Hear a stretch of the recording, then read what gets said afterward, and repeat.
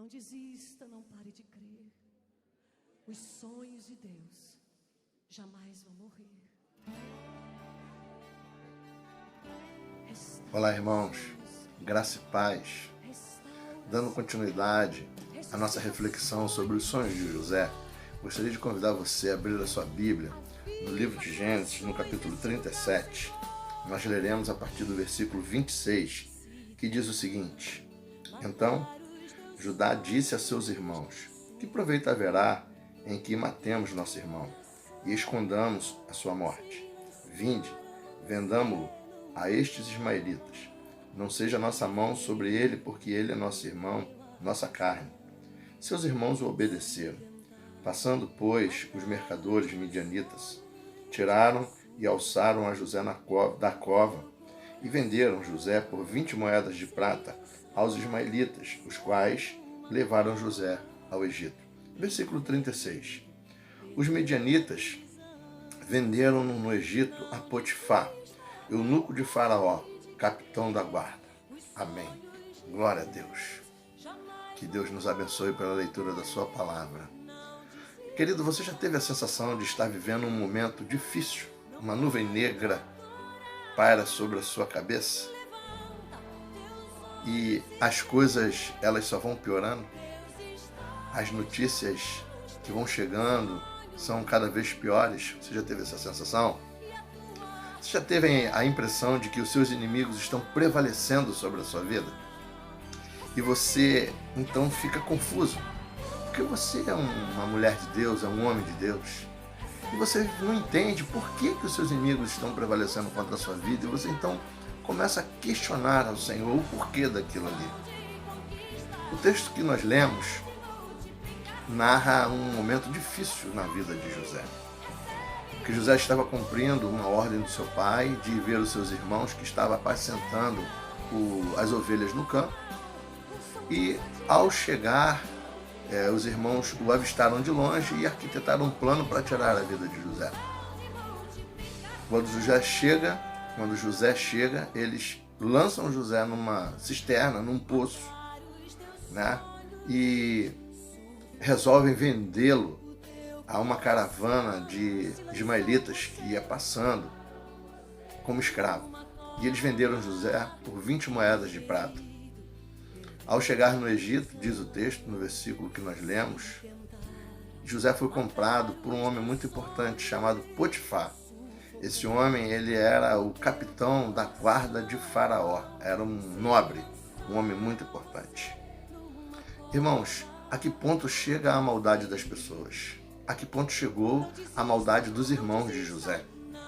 Por inveja, venderam José. Eles tinham raiva de José, os seus próprios irmãos lançaram mão dele e o venderam como escravo. Que maldade! As pessoas, irmãos, muitas vezes são inconsequentes, são irresponsáveis, fazem coisas para nos prejudicar por sentimentos pequenos, como inveja, como ciúme, agem contra a nossa vida de forma irresponsável. E foi isso que aconteceu com José. Foi isso que os irmãos de José fizeram. Entretanto, eu quero ressaltar que a vida de José não estava nas mãos dos seus irmãos, mas estava nas mãos de Deus. Assim como a sua vida também. Ela não está na mão de homem nenhum, ela está nas mãos de Deus. O Salmos 34, versículo 7, diz que os anjos do Senhor acampam-se ao redor daquele que os teme e os livra. Se você teme ao Senhor, você não tem que ter medo de nada e nem de ninguém. Não precisa se preocupar com olho grande, com macumba, com fofoca, com agoreiros, nada disso. É porque sobre a sua vida não vale encantamento, porque a tua vida está nas mãos do Senhor. É Ele que te guarda. E era isso que estava acontecendo com José. A vida de José estava nas mãos de Deus. José então foi levado para o Egito e chegando lá, ele foi vendido. E quem comprou José foi o capitão da guarda do Faraó, um nobre, um homem muito importante no Egito. E José prosperou na casa desse homem. ele se tornou o governador da casa de Faraó. Deus abençoou José naquele lugar. Deus transformou aquele mal que os seus irmãos fizeram numa grande bênção. Transformou aquela maldição numa grande bênção na vida de José. Deus transforma a maldição em bênção. Deus transforma as nossas lutas em vitória. Deus transforma as nossas lágrimas em riso. Deus transforma o nosso pranto em louvor de adoração a Ele. Foi isso que aconteceu com José. E é isso que vai acontecer com você também. José, ele não deixou de confiar em Deus por causa desses problemas. José não estava entendendo o que estava acontecendo com ele. Mas ainda assim ele confiou em Deus. O texto de Isaías, no capítulo 55, ele diz que os pensamentos de Deus não são os nossos pensamentos, nem os caminhos de Deus os nossos caminhos. Que assim como os céus são mais altos que a terra, assim são os caminhos de Deus mais altos do que os nossos caminhos. Deus tem propósitos. Deus tinha propósitos na vida de José. Deus tem propósitos na sua vida também. Talvez, para que os propósitos de Deus se cumpram na sua vida, você precise passar por um deserto, assim como José passou. Mas saiba que Ele está no controle. E que nada vai acontecer sem que Ele permita.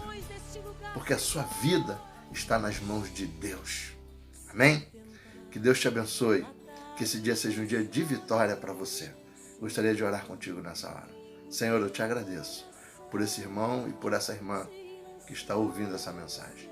Que a tua bênção seja sobre essa vida, sobre a sua família, sobre a sua casa. Senhor, eu te peço, ó Deus, abençoe a tua igreja, abençoe o Brasil, Senhor. Ó Deus, nos livra desse grande mal que assola a humanidade. Que amanhã seja um dia de boas notícias, Senhor. Fique conosco. Eu te agradeço e oro no nome de Jesus de Nazaré. Amém. Glória a Deus, irmãos. Que bênção. E não se esqueça, somos mais do que vencedores por aquele que nos amou. Até o próximo e que Deus te abençoe.